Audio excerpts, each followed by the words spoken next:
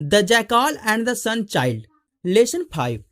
A jackal is a wild dog with a big black back.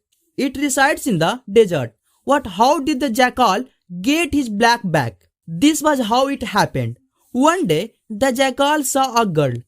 She was sitting upon a rock. She was not a normal child. She was a rare and beautiful sun child. She was bright and warm like the sun. The child saw the jackal and smiled. She said, "Jackal, I have been relaxing on this rock for too long. I must get home soon. I am slow and you are fast. You will likely get me home more quickly." Then she requested, "Will you carry me home?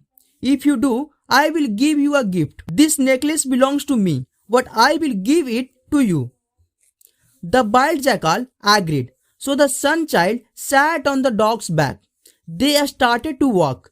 Soon the jackal felt ill. The sun child was very hot on his back. The heat was hurting his back very badly. "I made a terrible error in judgment," he thought. He shouldn't have agreed to carry her. So he asked her to get off. She did not. The jackal's back continued to get hotter and hotter. He had to get away from the sun child, so he made a plan. First, he ran as fast as he could. He hoped the sun child would fall off. She did not. So when the sun child was looking at the sky, not aware of the jackal's next plan, he jumped into a field of flowers. As a result, the child rolled off his back. The jackal ran away. The sun child left a mark on the jackal's back, a visual black mark. Ever since his experience with the sun child, the jackal has had a black back.